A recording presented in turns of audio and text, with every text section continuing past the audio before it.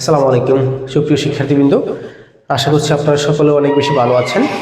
তো আজকে আমাদের আলোচনার টপিকটা হচ্ছে ডিটারমাইনার। হ্যাঁ, এই ডিটারমিনার আমাদের ইংরেজি গ্রামারে খুবই গুরুত্বপূর্ণ একটা অংশ এবং এইটা না বোঝার কারণে আমরা পার্ট অফ স্পিচ আইডেন্টিফিকেশনে খুবই সমস্যা হয়।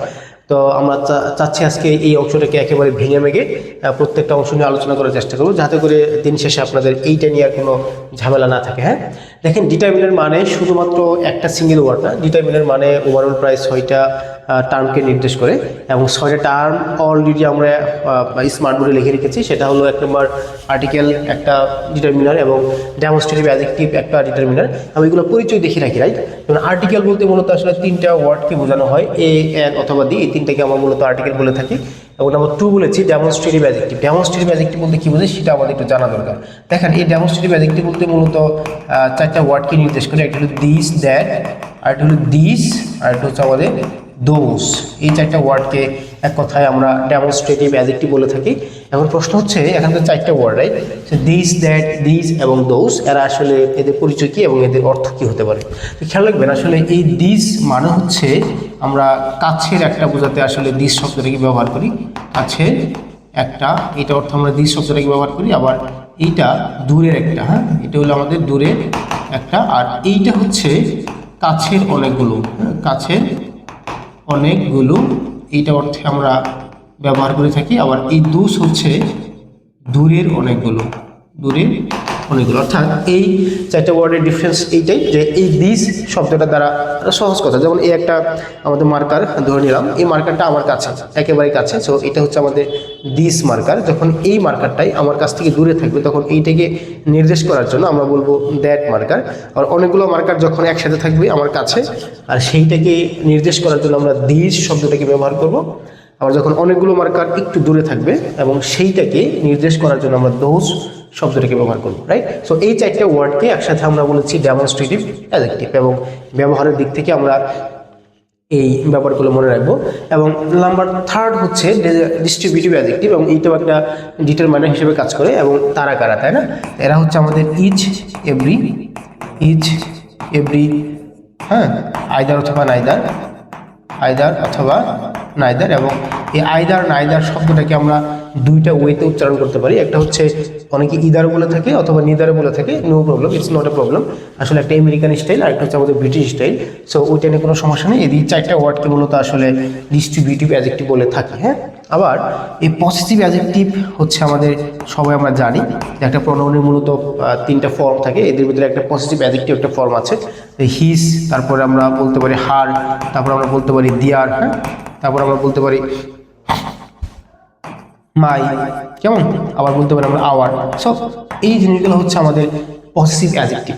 এবং একইভাবে এই নিউমারালস কথাটা আবার সংখ্যাবাচক শব্দ। দেখেন নিউমারালস অথবা নাম্বার অফ অ্যাডজেক্টিভ, এই নিউমারালস মূলত আবার 3 প্রকার। আমরা জানি কার্ডিনাল নাম্বার, তারপর হচ্ছে মাল্টিপ্লিকেটিভ নাম্বার এবং অর্ডিনাল নাম্বার। আমরা ওইটুকু লিখি নাই, জাস্ট এইটুকু আপনার মনে রাখবেন যে নিউমারালস কথাটার মানে হচ্ছে সংখ্যাবাচক শব্দ। কি বাচক শব্দ? সংখ্যাবাচক শব্দ। এখন সংখ্যা কি হতে পারে? 1, 2, 3, 4, জাস্ট লাইক দ্যাট। এই সমস্ত ওয়ার্ডগুলো হচ্ছে আমাদের সংখ্যাবাচক শব্দ। এবং final one, that is quantifiers. এখন কোয়ান্টিফায়ার্স মানে কি? দেখেন কোয়ান্টিফায়ার্স কথাটা মানে বাংলাতে আমরা একটু বোঝার চেষ্টা করি, মানে হচ্ছে আপনার যে পরিমাণবাচক। এই কোয়ান্টিফায়ার শব্দটা দ্বারা মূলত বোঝায় যে পরিমাণবাচক শব্দ, পরিমাণবাচক শব্দ কিন্তু, হ্যাঁ, কিন্তু অনির্দিষ্ট। কি থাকবে এখানে? কিন্তু অনির্দিষ্ট একটা ব্যাপার থাকবে। তাহলে এখানে কি কি আছে সেটা আমাকে দেখা দরকার। যেমন এখানে আসলে মূলত আছে, যেমন ধরুন এই একটা মিনি শব্দ একটা ওয়ার্ড, এটা মূলত পরিমাণবাচক শব্দ অর্থেই ব্যবহার করা হয় এবং এটা দ্বারা আসলে অনেক কিছুকে বোঝায়, নির্দিষ্ট করে কিছু বোঝায় না। মিনি আছে, তারপরে আপনার মাছ শব্দটা আছে, রাইট? তারপরে মোর শব্দটা আছে, তারপরে হচ্ছে এনাফ শব্দটা আছে, কেমন, এনাফ শব্দটা আছে, সেভারেল যুক্ত করা আছে, সেভারাল যুক্ত করা আছে, অথবা এ লট অফ যুক্ত করা আছে, হ্যাঁ, এ লট অফ যুক্ত করা আছে, লটস অফ যুক্ত করা আছে, কেমন, অনেকগুলো ওয়ার্ড আছে এখানে, ব্লা ব্লা ব্লা। এই সমস্ত ওয়ার্ডগুলোকে দেখেন প্রত্যেকটা ওয়ার্ড দ্বারা মূলত আসলে পরিমাণবাচক বোঝাবে এবং এইটা দ্বারা অনির্দিষ্ট করে কিছু বোঝায়। সো এই প্রত্যেকটা অংশকে আমরা একসাথে ডিটারমিনার বলে থাকি। এখন এইটার একটা শর্ত আছে এবং এইটা দ্বারা আমরা বিভিন্ন ভর্তি পরীক্ষা বলেন অথবা বিভিন্ন প্রতিযোগিতামূলক পরীক্ষা বলেন, প্রত্যেকটা পরীক্ষায় এই একটা অংশ থেকে আসে। তাহলে প্রথমত আমরা চিনলাম ডিটারমিনার শব্দটা দ্বারা আসলে এই প্রত্যেকটা অংশকে বোঝানো হয়। এখন এদের একটা শর্ত হচ্ছে, এই শর্তটা হলো এই সমস্ত ওয়ার্ডগুলো যখন আমরা একটা আলাদা পেজ নিচ্ছি যেন আপনারা বুঝতে পারেন, দেখেন খেয়াল করেন। আর এই ডিটারমিনেটের শর্ত হচ্ছে কোনো একটা বাক্যে যখন এই ডিটারমিনার শব্দটা বসবে, হ্যাঁ, যখন এই ডিটারমিনার শব্দটা বসবে এবং এরপরে যদি কখনো দেখেন যে আপনি এখানে একটা গ্যাপ, হ্যাঁ, প্লাস এখানে পি এ ভি এবং সি, এটা মানে কি? এটা মানে হচ্ছে এই পিতে দুইটা ওয়ার্ড, একটা হলো প্রিপজিশন, একটা আমাদের কি, একটা হলো প্রিপজিশন বোঝাতে পারে অথবা পাঞ্চুয়েশন মার্ক, হ্যাঁ, পাঞ্চুয়েশন মার্ক থাকতে পারে এবং এই এতে হচ্ছে আমাদের অ্যাডভার্ব, এটা আমাদের কি অ্যাডভার্ব, আর এই বিতে হলো আমাদের ভার্ব, এই সিতে হলো আমাদের কনজাংশন, সিতে আমাদের কি কনজাংশন। এখন খেয়াল করেন আমরা বলছি কি, যখন কোনো একটা বাক্যে যখন আপনি ডিটারমিনার খুঁজে পাবেন, অর্থাৎ আমরা ডিটারমিনার মানে কি সেটা আমরা দেখালাম একটা গ্রাফের ভিত্তিতে। এই ডিটারমিনার প্লাস মাঝখানে যদি গেপ থাকে দেন এই PAVC, অর্থাৎ এই প্রেপোজিশন অথবা পাঞ্চুয়েশন অথবা অ্যাডভার্ব অথবা ভার্ব অথবা কনজাংশন, এই মাঝখানে যে একটা অংশ থাকবে, ধরুন এখানে যে একটা অংশ থাকলো, এই অংশটার ভিতরে আমাদের খেয়ালটা হবে।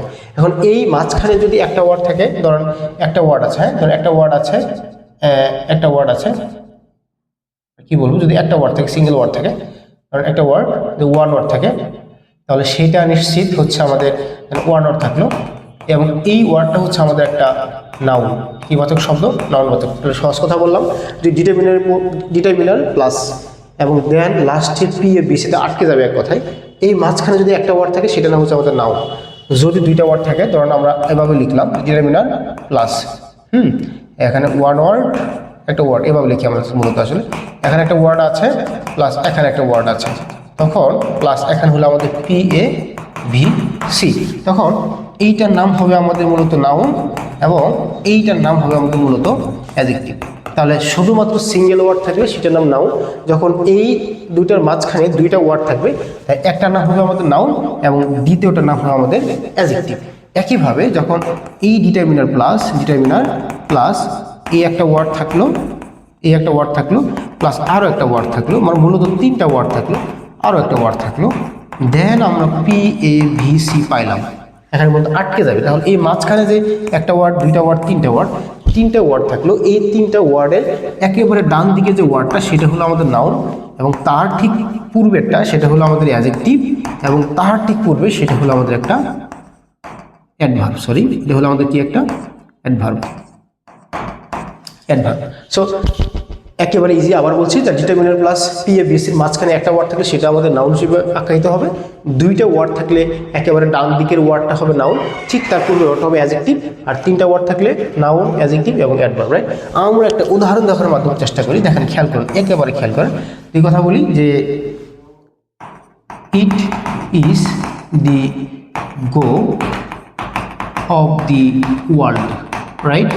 এটাই প্রকৃতির নিয়ম। তখন এই যে গো নিচে যদি আমরা দাগ দিয়ে দিই, আন্ডারলাইন করে দিই, এখন যদি বলে আসলে এই গোটা কোন পার্ট অফ স্পেস, আমরা বলছিলাম কি, আমরা বলছি ডিটারমিনার প্লাস PAVC। দেখেন তো এই যে আর্টিকেল ডিটারমিনার একটা অবশ্যই আমাদের একটা ডিটারমিনার, তাহলে বলছে যে আটকে যাবে কোথায়? আটকে যাবে এই PAVCর মাঝখানে। তাহলে PAVC মার্ক করলে পিতে কি বোঝায়? প্রিপজিশন অথবা পাঞ্চুয়েশন মার্ক, রাইট? তো এই যে একটা প্রিপজিশন দেখতে পাচ্ছেন আপনারা, এটা একটা প্রিপজিশন, তার মানে এখানে আমাদের আটকে যাওয়ার মাঝখানে, তাহলে ডিটারমিনার প্লাস এই PAVCর মাঝখানে কয়টা ওয়ার্ড আছে?